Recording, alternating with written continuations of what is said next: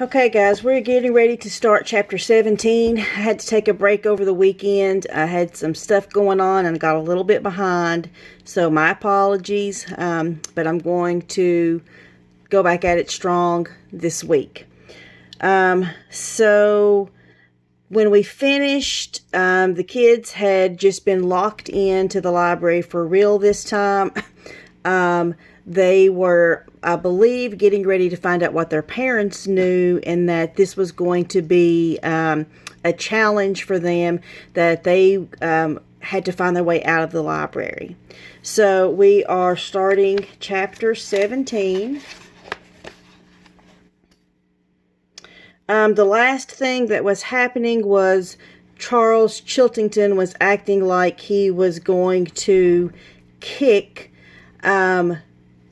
the game that he was playing with the smell-o-vision on it. And right as he got ready to kick it, Kyle's picture appeared on all of the Wonder Dome screens saying, "You shouldn't do that because you're going to be caught." And then Mr. Lemoncello's face appeared, I guess to warn Charles that he had been caught.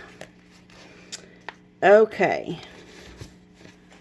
This chapter only has one book mentioned. It's called When You Reach Me, and it has one vocabulary word, ascot, which is a kind of a tie. Okay.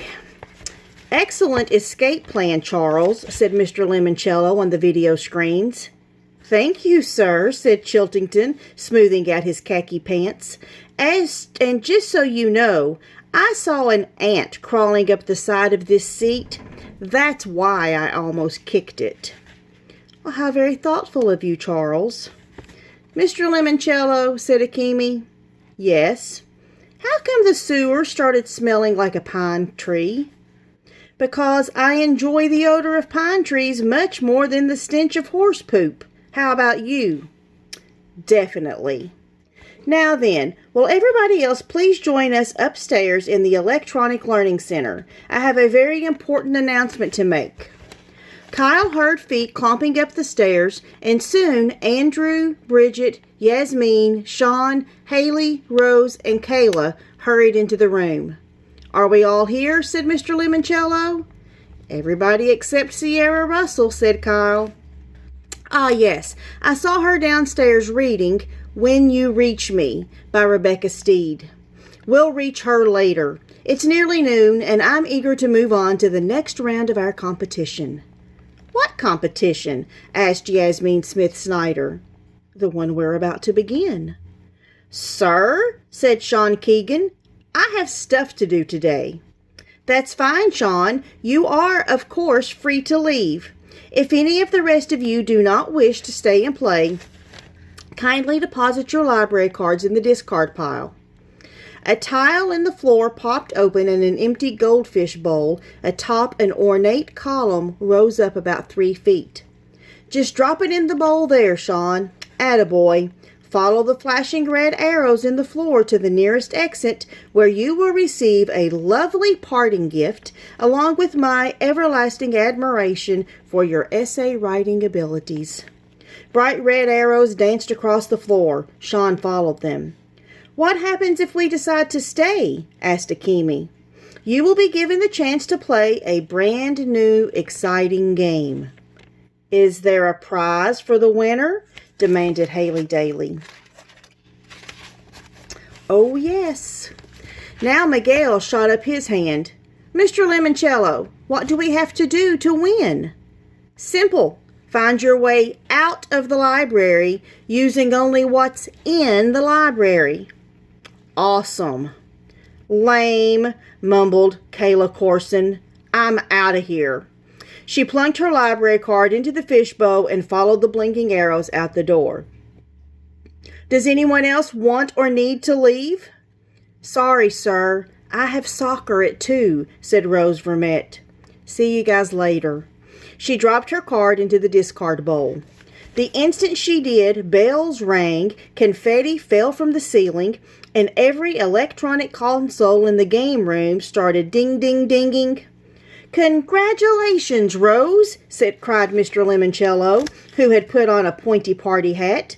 "For sticking to your prior commitments, you will receive our special prior commitment sticker prize. A complete set of Lemoncello sticker picture games and a laptop computer to play them on. Enjoy!" Charles Chiltington stepped a little closer to the security camera as Rose Vermette skipped out of the room.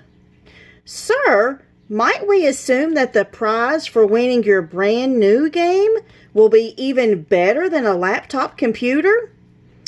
"Yes," said Mr. Lemoncello, taking off his party hat. "You may so assume." "I'm in," said Chiltington. "Me too," said Kyle. "Me too," added Akemi, Miguel, Andrew, Bridget, Yasmin, and Haley.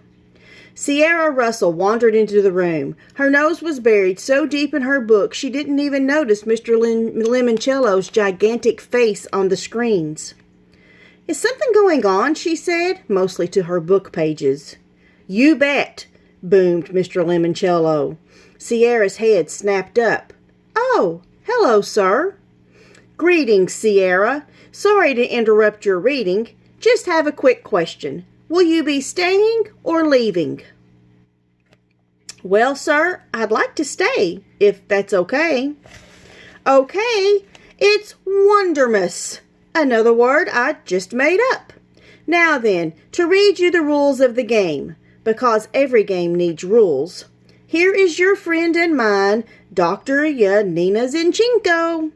The video screen switched to a close-up of the librarian with the red hair and glasses. "Your exit from the library must be completed between noon today and noon tomorrow," said Dr. Zinchenko. Mr. Lemoncello's head popped into a corner of her screen. "Tomorrow's my birthday, by the way. Mark your calendars." And he ducked back out of the frame. "Our security guards will continue holding your cell phones," said Dr. Zinchenko. "You may not use the library computers to contact anyone outside of the building. You may, however, use them to conduct research. You may also request 3 different types of outside assistance. 1. Ask an expert. 1. Library consultation. And 1. Extreme challenge. Please be advised.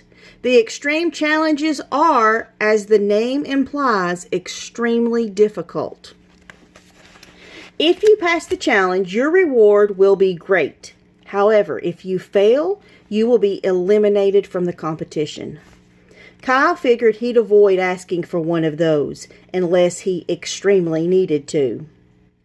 To use any of these lifelines, Dr. Zinchenko continued, simply summon Miss Tobin. Chiltington raised his hand. "Yes, Charles." "Would you mind telling us what the prize will be for the winner?" The video screen switched to an image of Mr. Lemoncello, who had done some sort of quick change.